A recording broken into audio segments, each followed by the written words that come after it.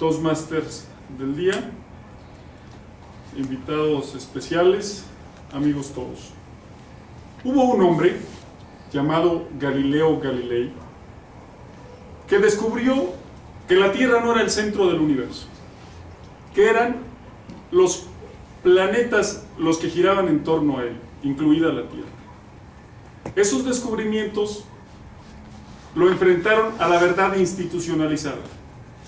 El Vaticano, la Iglesia, las costumbres de la época y el deseo de dejar las cosas como estaban, lo llevaron a juicio.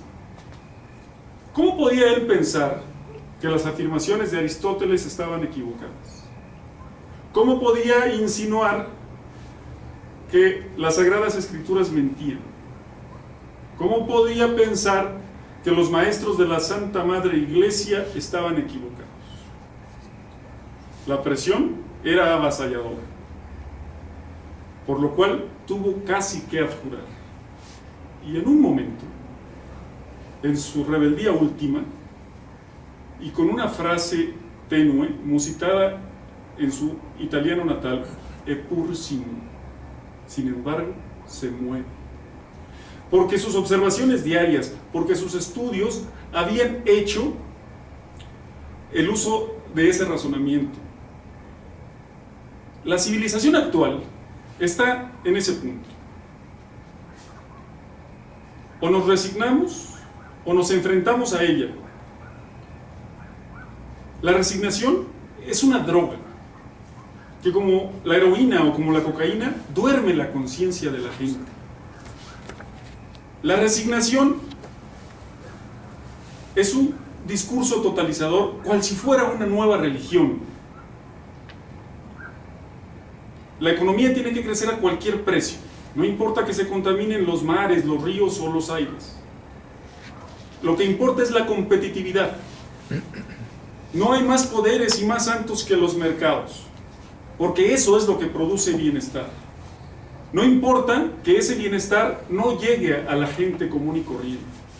No importa que ese bienestar no le toque a la persona que tiene 45 años y no encuentra un trabajo, o al hermano que trabaja como taxista porque no hay trabajos como licenciado, o a la hermana que es mesera porque no encuentra una plaza de educadora.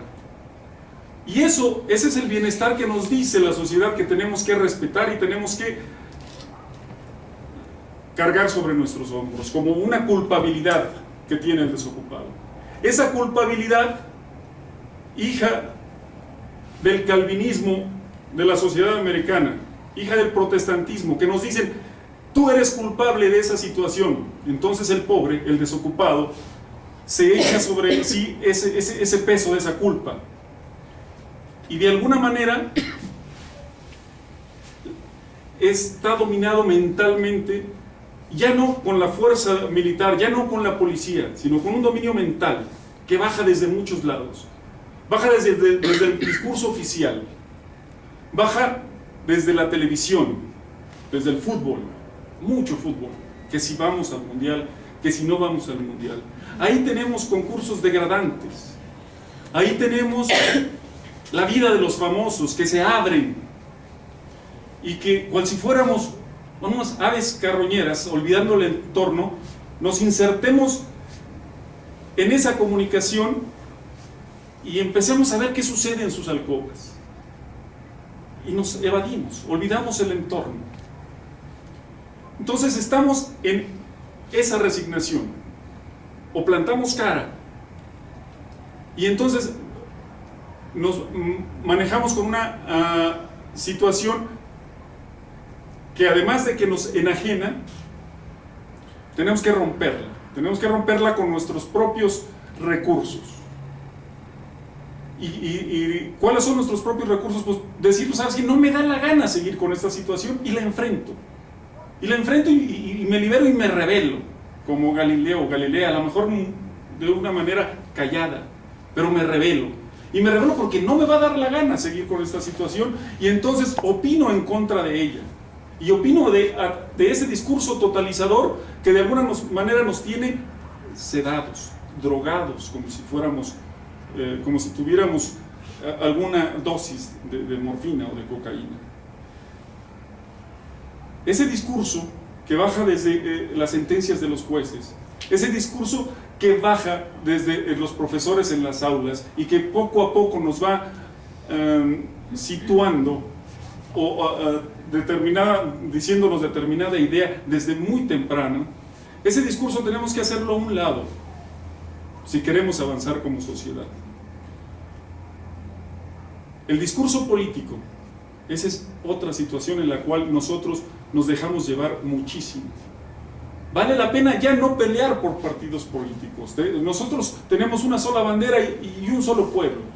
Y no es menester estar siguiendo ese tipo de luchas que son estériles y que no nos llevan a nada y que solamente nos enfrentan. En la medida que nosotros entendamos que lo que hacen es sedarnos, entonces vamos a crecer. Vamos a dar el paso, vamos a influir en las personas que están a nuestro alrededor. Y eso es lo que necesita México.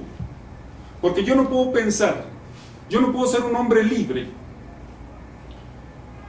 Tener libre la conciencia es diferente a ser un hombre libre, pleno, de alguna manera total. Si yo no tengo un buen trabajo, si yo no soy autosuficiente, yo no soy libre. Aunque tenga credencial de elector y aunque me permitan votar, yo voy movido por mi hambre y por mi necesidad. Entonces necesito liberarme de ese tipo de tabúes y de ese tipo de opresión que la traigo cargando en mis hombros.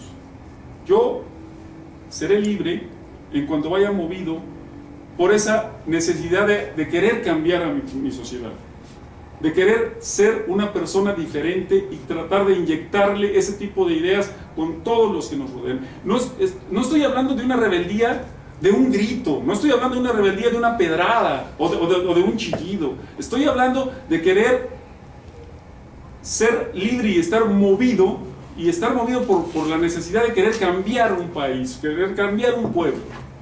Yo entiendo que a nosotros nos corresponde instruir, leernos, quitarnos de esa situación en la cual México está adormecido, está sedado.